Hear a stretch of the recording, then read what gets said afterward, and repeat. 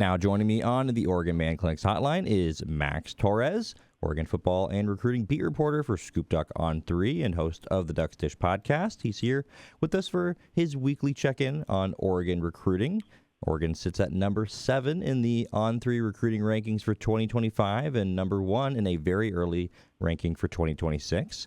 We're going to go over several guys that visited last week, and as always, Max, you get a chance to talk to a lot of them. But the first guy we need to talk about is Vander Plug, and Husky fans are not going to be happy about this one. You predicted him to Oregon in late October, and now he flips to the Ducks. Now that he's committed, what does this one mean for Oregon? This one checks a major box for Oregon, Justin. In the 2025 class, the Ducks have been looking for a tight end commitment for quite some time. So we knew this was a position of need, especially with the graduations or expired eligibility, I should say, of Patrick Herbert and Terrence Ferguson following this season. They knew they needed to get one to continue stocking the tight end room under Drew Maringer with some really good talent. And Vander Plug is just that. He's a really versatile guy.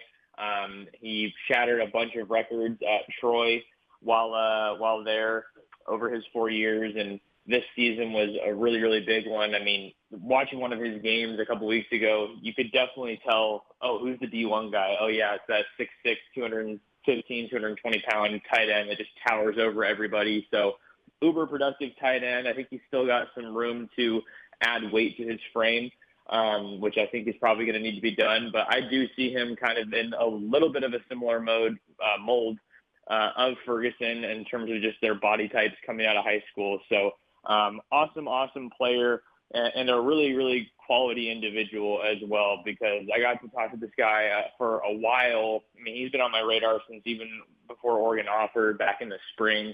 3-sport athlete, football, basketball, baseball, also surfs quite a bit, being a Southern California native. So this was a really big addition for the Ducks, and one that I think could definitely find himself playing a pretty big role once he gets developed at Oregon. Well, we'll see how the tight end room in this class further continues to evolve, but certainly a huge one for Oregon as they lock down a commitment from Vander Plug. Let's talk about the top in-state recruit in Oregon, Zac Stascausky.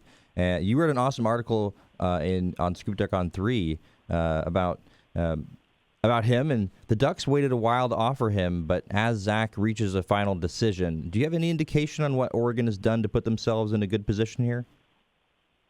Yeah, I think they've just really, really shown him that he's a priority for them, even if it was a bit of a later offer. Like you mentioned, that they are doing their due diligence. They're getting him out to campus. They're staying in touch with him. He told me that he hears from somebody from Oregon every day, whether that's Alik Terry or Mike Kavanaugh, who gets discussed quite a bit when I'm talking to offensive linemen. So I think that, that is a hire or an addition at Oregon that continues to pay dividends, not only, I think, with kind of helping nurture, if you will, Alik Terry as a great young offensive line coach, but also just being an experienced guy in that room and being able to recruit more top offensive linemen to Oregon. So one of the things that I think that the Ducks have done in this recruitment, kind of along with that consistency and just showing how much that they want and need him, it has come with just getting over this little hurdle of that late offer.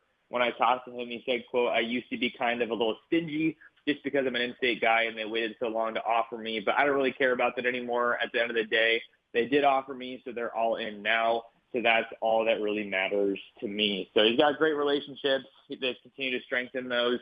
I would assume that they're playing on the in-state hometown hero kind of aspect a little bit, if you will. You got a guy like Ryan Walk, who has kind of a similar journey to Stascausky. Obviously, he started as a walk-on, but someone who's from Oregon, played offensive line, played at Oregon, did really well, and then now he's on the staff as well. So I think Oregon's just doing a great job in that one. Going to have to finish strong here as he heads to Athens for an official visit to Georgia this weekend.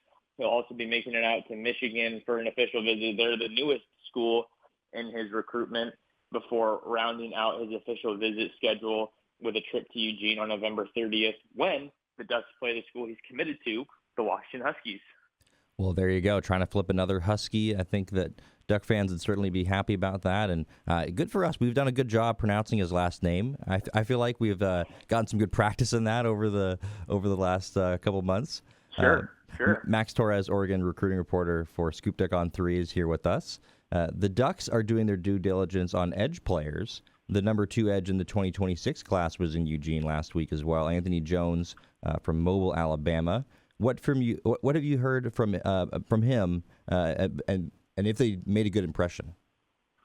The Ducks definitely made a good impression, and this is a little bit of a unique circumstance, if you will, with Anthony Jones, Justin, because it was a pretty quick trip. He got into Eugene on Saturday for that visit, and then by the time Sunday morning came around, he was heading back to the southeast. So I think that that's kind of just something that comes with the distance that Oregon has to battle against and with the caliber of players that they're recruiting.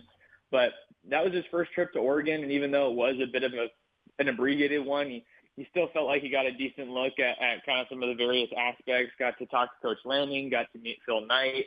So I think things like that obviously make a good impression. And I think, too, just with him, it's like the Ducks did have a little bit of a later kickoff. So even though fans may not like that because they have to watch the game a little bit later, it really does help the recruiting staff a tremendous amount because it gives them more time to get players from farther distances on campus. And with games on Friday, that's obviously still a challenge. So the Ducks are doing a good job there with Anthony Jones.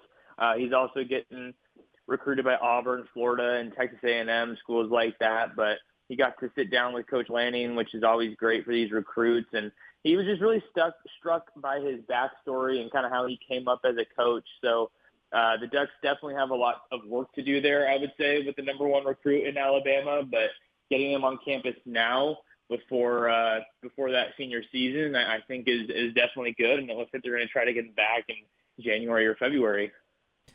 So you made another prediction. It's 2026 linebacker Tristan Phillips out of Ventura, California. Tell us about Tristan and what made you make your prediction. Yeah, Tristan's a great player. Sorry if you can hear the sirens in the background. No worries. Or fire engine going by. Yeah, he's a great player that has been pretty high on Oregon for a while. I think the Ducks kind of were laying in the weeds a little bit there in that recruitment, but they did host him twice this season, or they're going to, I should say. He came out for the Ohio State game, and he's going to be coming back for that Washington game. Looks like he is nearing a decision on December 7th. Now that his junior season is wrapped up, I think he has a little more time to focus on recruiting. And the Ducks have done a great job there, whether you're talking about Brian Michalowski or Dan Lanning. Zach Giles is another one that is involved in that one. He's a newer addition to the Oregon staff on the personnel side of things. Also from the state of California, like Phillips. So they just love his versatility. They think he can play all 3 linebacker positions. And every time I've talked to Tristan about Oregon, I feel like the quotes and what he's telling me just gets stronger and stronger about the Ducks. So he's got 2 more trips left. I told you about that Oregon one. He's also going to be going out to Oklahoma for their game against Alabama. But even though he's whittled his group of schools down to 6, I feel really good about where Oregon stands in that one to ultimately add another great prospect from the West Coast and a California guy, California kid, I think was the quote that he told me. But, of course, that interview's up on ScoopDuck. So like where the Ducks stand, and they definitely want to get that California pipeline, pumping and flowing even more than it already is. And one final update, not a visitor from last week, I believe, but from the Ohio State game last month, Derek Coleman Brusa, I believe I have that name right. You can feel free to correct me. Yep. I think this is definitely the first time we've talked about him at the very least. What is the update on the lead edge from the state of Washington? So Derek Coleman Brusa, like you said, one of the very best in the Northwest for the 2026 cycle out of Burien, Washington, Kennedy Catholic.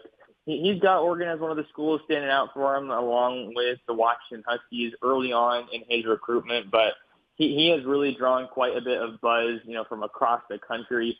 He also told me in a recent interview that he wants to get out to Ohio State for a visit. But, the Ducks have done a great job here. And one guy that I think needs to be talked about more and more when you're looking at recruiting and coaching is Cameron Aragi. He's the outside linebackers coach alongside Tosh Lupoi at Oregon. And when I kind of was asking Coleman Brasso, like, what was standing out so much about Oregon, like, why you liking Oregon so much, he more or less said it's because of Coach Cam, because of Cameron Aragi, and just the relationship that they've been able to develop, that they've been building, and how he coaches. One of the cool little anecdotes from his recent trip to Oregon is that he said Coach Cam was wearing a Fitbit that, tracks your sleep and all these other things. And he only had like 2 hours of sleep during that weekend, and he was still spending a bunch of time with Coleman Brasso. So just one of those little steps, I think, that, shows how much of a priority he is. We know Oregon loves to recruit the state of Washington when there are players that they think can contribute to them, for them during their college careers. So Coleman Brasso is certainly a guy that you got to get on early, and with the early signing period only a couple weeks away, the 2026 class is really going to come into focus a lot sooner than people realize. So he's another one to watch for sure. Yeah, we're just we're getting right there, aren't we, Max? We're just getting crazy, man. I can't wait. Yeah, we're barreling down the way to the early signing period, and we're so lucky to have you, and just to have you each year, each week, because you get to talk to all these guys, and we get your insights. So we really appreciate you sharing all these with us. And people can find you on Twitter at mTorresSports for all things Oregon football recruiting. And if they want to read more about these top recruits, they can find those stories at ScoopDuck, part of the On3 network. And Max, it's always a pleasure. It's a shame we only get a few more of these, but we'll make the most out of it. And have a great rest of your day, and we'll talk to you next week. All right, we certainly will. Thanks so much, Justin. Have a good one. You too.